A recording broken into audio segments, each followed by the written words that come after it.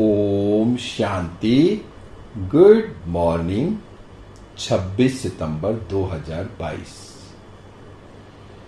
मीठी मीठी मुरली का मीठा मीठा मनन हम सब बच्चे मिलकर बाप दादा के साथ करते हैं। बाप दादा संदली पर बैठे हैं और हम सब फरिश्ते बाप दादा के सामने बैठे हैं। बाप दादा दृष्टि दे रहे हैं और अपना वरदानी हाथ मेरे मस्तक पर रखा और बाबा ने मुझे स्मृति का तिलक लगाया।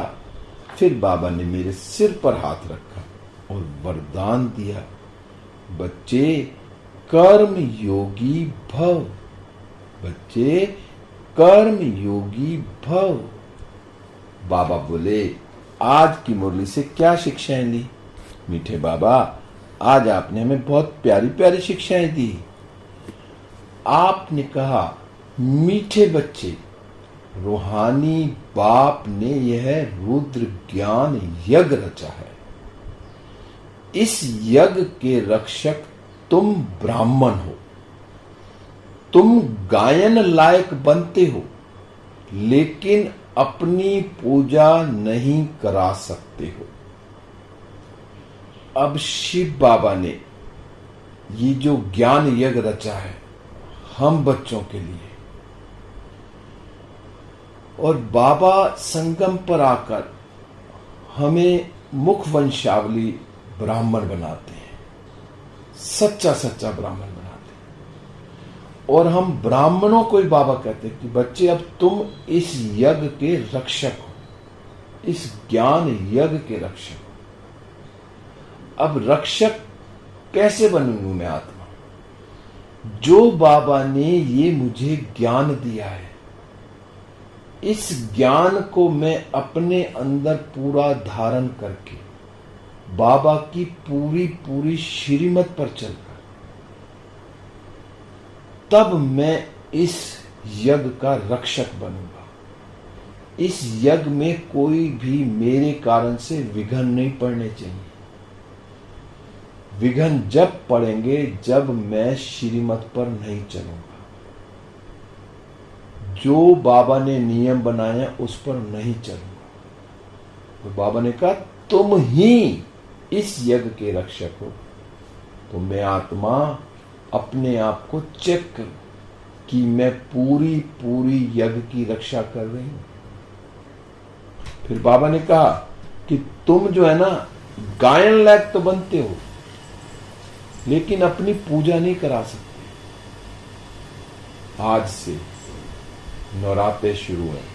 सबको नवरात्रों की बहुत बहुत मुबारक हो। हमारी पूजा क्यों नहीं हो सकती? शिव शक्ति है, नवरात्रों का जो संगम का है, अभी नवरात्रे हैं तो संगम पर भी बाबा ने इनका बताया कि जो अंधेरी रात खत्म हुई, जो शक्तियां बाबा ने दी, कितनी शक्तियां हैं, जगदम्बा देवी मां। तो इस समय, क्योंकि इस समय हमारा शरीर तो पतित है ना, तो हमारी ना तो पूजा होती है, ना हमें पूजा करानी चाहिए। सिर्फ गायन होगा लेकिन पूजा नहीं होगी। पूजा कब होगी? जब हम संपूर्ण बन जाएंगे, जब हम सतयुग में देवी देवता बने, फिर उस समय होगी। जो भक्त अभी भी कर रहे हैं, लेकिन मैं जाके बैठ जाऊं कि मेरी पूजा करो, ऐसा नहीं करना। फिर आज बाबा ने प्रश्न पूछा कि तुम बच्चों में जब ज्ञान की प्राकष्ठा हो जाएगी तो उस समय की स्थिति क्या होगी? जब मैं आत्मा बाबा के ज्ञान को पूरा पूरा अपने अंदर धारण कर लूंगा, और जब ज्ञान क्लियर हो जाता है ना, तो साथ साथ ड्रामा का राज भी क्लियर हो जाता है। फिर हमें कोई भी सीन में ना कोई आश्चर्य नहीं रहता। फिर हमारी स्थिति जो है ना, अचल भी रहती है और अडोल भी रहती है। हर सीन में, हर परिस्थिति में मैं आत्मा अचल अडोल रहूंगी। कब? जब ज्ञान पूरा पूरा मेरे अंदर है, धारण किया है, सुना नहीं है, उसको अपने अंदर धारण भी किया है, तब मेरी अवस्था अचल और अडोल रहेगी। फिर चाहे माया के ना कितने भी तूफान आ जाएंगे, कैसी भी परिस्थिति आएंगी, हम हिलेंगे नहीं। हिलते कब है?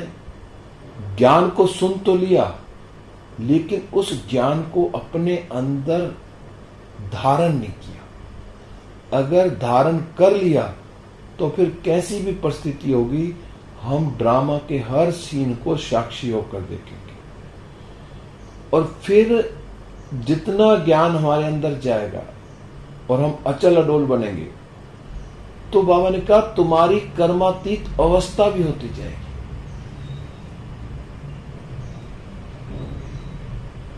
बाबा ने कहा अभी तक ज्ञान की पूरी प्रकष्टता न होने के कारण ना माया के तूफान भी आते हैं, स्वप्न भी आते हैं। फिर बाबा ने क्या कहा?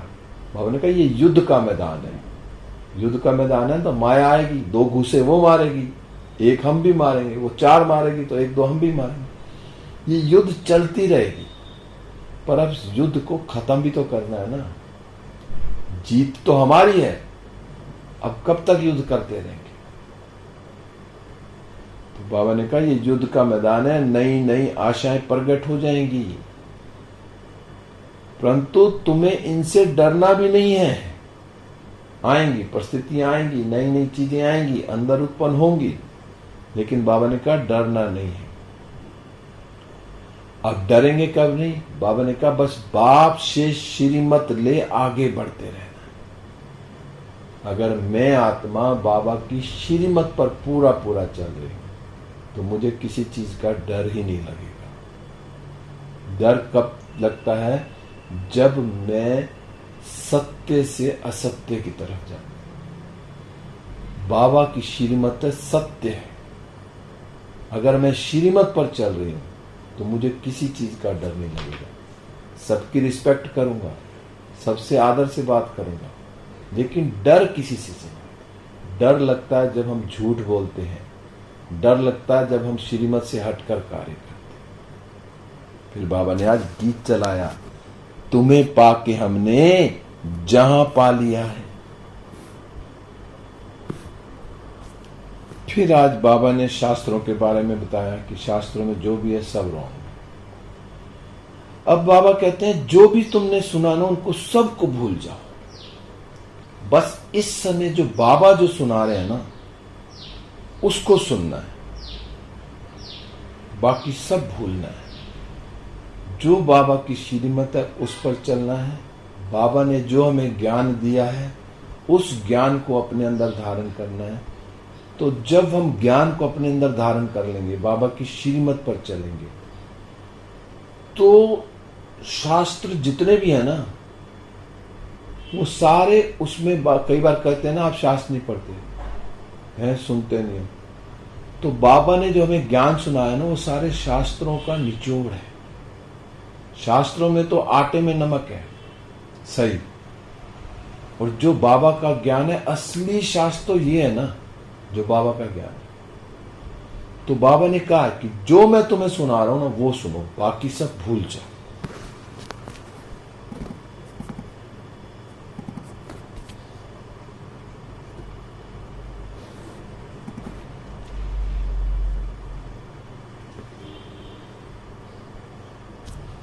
बाबा ने आज फिर चित्रों पर भी कहा, जो लक्ष्मी नारायण के चित्र में लक्ष्मी पैर दबाती है वो कहते हैं वो रॉन्ग है।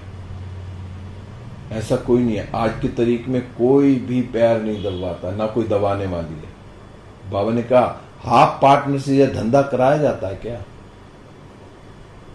ये बहुत 2-4 साल से पहले ही करते होंगे ऐसे, पर अब नहीं है। तभी तो बाबा ने क्या किया, जो लक्ष्मी नारायण का चित्र था जिसमें लक्ष्मी नारायण के पैर दबा रही थी, तो वो चित्र ही हटा दिया। बाबा ने फिर सीधा लक्ष्मी नारायण को सीधा खड़ा कर।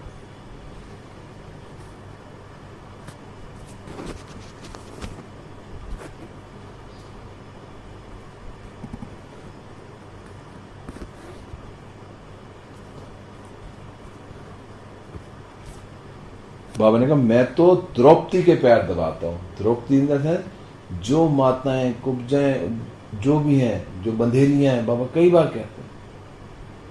तो उन्होंने तो कृष्ण का नाम डाल दिया। बाबा तो इस टाइम जो सारी द्रौपदियां हैं उनको बचाने के लिए आए हैं, उनके बाबा पैर दबाते हैं। फिर आज बाबा ने कहा, बाबा कहते हैं बच्चे सबको बाप का परिचय देते रहो। अब मैं आत्मा सबको बाबा का परिचय देती हूं। आज सेवा के लिए बाबा ने कहा कि सबको बाबा का परिचय देना।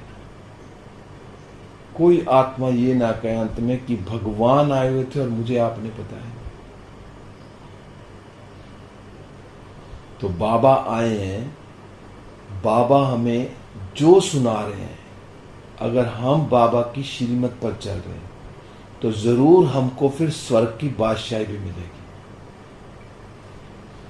तो मैं आत्मा बाबा से सुनकर और बाबा के ज्ञान को अपने अंदर धारण करके उस श्रीमत पर चलकर कितना मैं अपना आप को चढ़ती कला की तरफ ले जाऊं।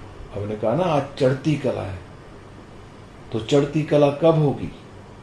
जब मैं रोज एक स्टेप भी आगे बढ़ रहा हूं। जो बाबा का ज्ञान है, बाबा की श्रीमत है, उस हिसाब से मैं आगे चल रहा हूं, तो मैं चढ़ती कला में हूं। कहीं ऐसे तो नहीं कि मैं अभी भी कहीं ना कहीं कुछ गड़बड़ कर रहा हूं। चढ़ती कला जब है मेरी, जब मैं बाबा की पूरी पूरी श्रीमत पर चलता हूं।